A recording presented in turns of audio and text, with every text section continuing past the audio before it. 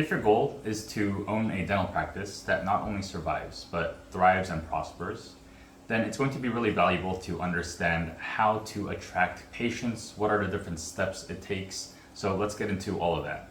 And the major point, the major takeaway that I want you to have here is that we need to shift our focus away from trying to appeal to everyone towards appealing and trying to serve a smallest viable audience.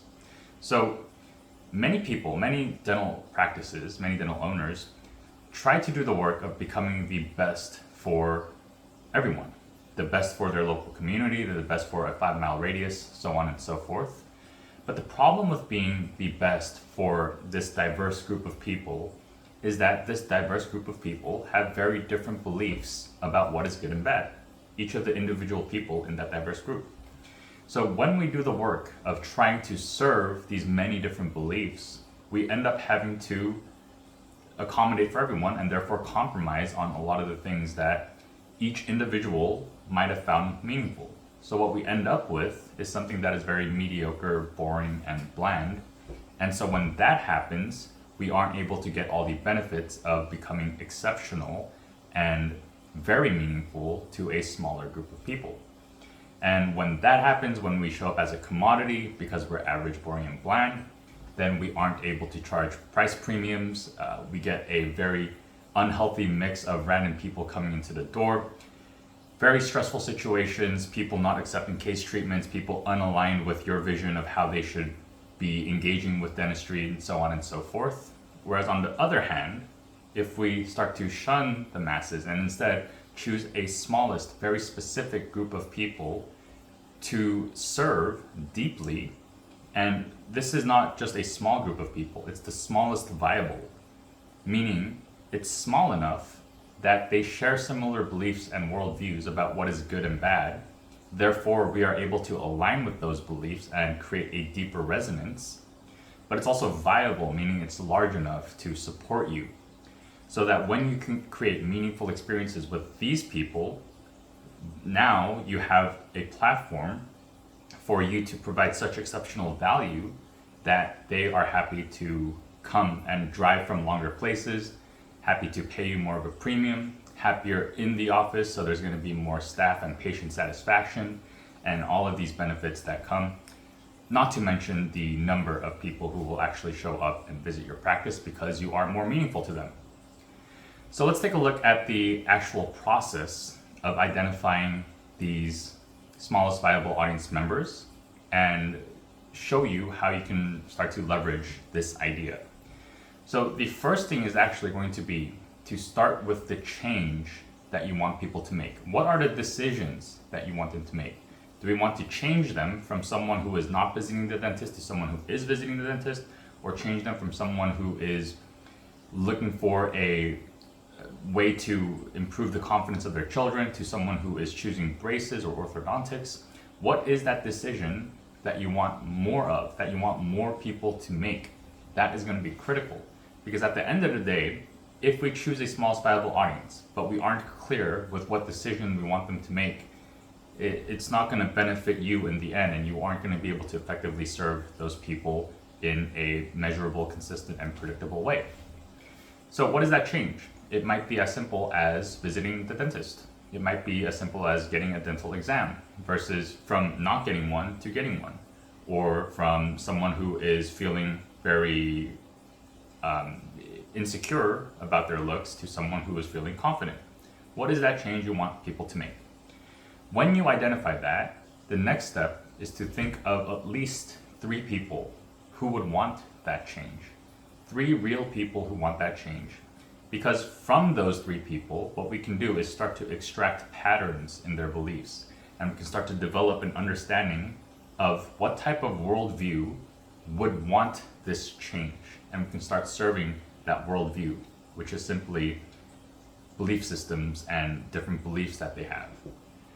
Now, from those 3 people or more, and you can find people who are patients, you can find people, or you can choose people who are close friends or family or relatives or people you know of.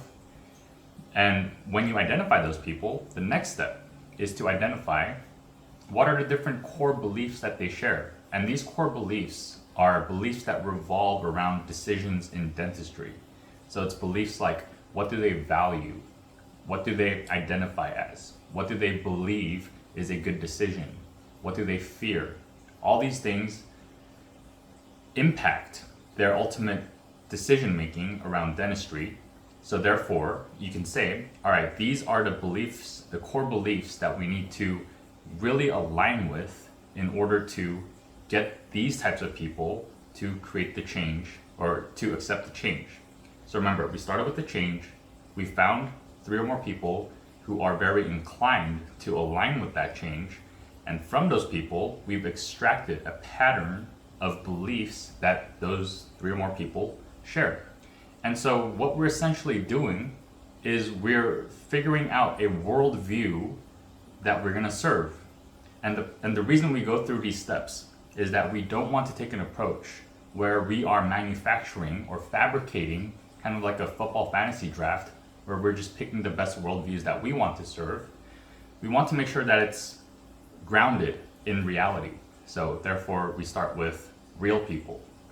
And so you're beginning to see that our approach isn't to serve a demographic or a local zip code or a radius. It's to serve a psychology. It's to serve a psychography, the makeup of someone's psychology. Because psychography, is from which people make decisions. I'm not going to make a decision because I live in a certain zip code or because I make a certain amount of money or because of my ethnicity.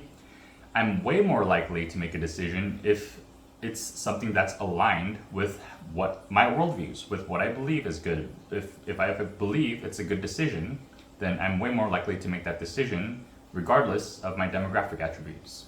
So that's why we extract this worldview and belief systems from these 3 or more people. All right, so now you've done the work of identifying who it is that you serve. And again, it's not a who, it's a belief system that we're choosing to serve. And once we do, we have to do the work of aligning every aspect of our dental practice to align with those ideas of what is good and bad. And that is the journey. That is the hard part. That is touch points, right? Touch points are the experience that people have when it comes to your practice. So everything from the parking lot to how you greet them on the phone, to how you're dressed, to the diploma on the wall, to the interior architecture, to your website, to the technology of your computer systems, all these different things, when people come into contact with it, will either align, not go on their radar at all, or actually detract from their alignment with your practice. And the more we can stack these touch points in alignment with what they believe is good, then one after another, you become better, better, and better until one day you suddenly become the best. And that is the work of aligning with a smallest viable audience so deeply that ultimately they are willing to seek you out and you're attracting them from an hour away, that they're flying in, that they see so much tremendous value because you've done the work of aligning so deeply with what they believe is good that you do this. You create that effect, you create that much value for them. And it's easy to say, no one would travel that far for dentistry, or it's important to focus on a 5-mile radius. But I believe you're locking yourself out by choosing that 5-mile radius, by not believing that. And so what you're doing is you're choosing to serve the masses. You're choosing to serve a random group of people around you who are looking for something cheaper or more convenient. And that's a choice that you can make, but ultimately it's going to lead you in two very different paths. So that's it for this video. If you're doing the work, if you want to do the work of growing and thriving as a dental practice, you must start to serve a smallest viable audience, people who share a worldview, people who have similar beliefs about what is good and bad, so that you can create a remarkable experience for them and so that they will seek you out regardless of where they are. And to do that, it's going to start with understanding what it is that you want people to do. then understanding who would be inclined, who loves that idea, who would already be inclined to make that change. Then from those people, those grounded mindsets, grounded in reality, extract what are the belief systems that these people share, what are the patterns that I see, and from there, align everything in your practice to serve that belief system as best as you can. And one day when you're valuable enough, like I have friends who are flying out to seminars in Florida, I'm in California, and that gives you a sense of what we're actually missing out on, that we are avoiding the work of doing these meaningful things because we focus so much on the mass marketing, because we focus so much on trying to appeal to everyone, that we haven't done the work of appealing deeply to a smaller group of people who are now empowered. Like we have cars now, we have planes, who are empowered to travel.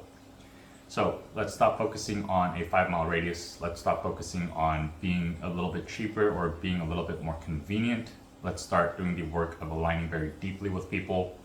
If you want to explore this idea deeper, I have a free course that goes into this concept in more detail and has more exercises for you to identify touch points, figure out what the patient decision journey is so that you can optimize for it, and all these different things. So check it out. It's completely free. I think you'll find it valuable, and I'll see you guys in the next one.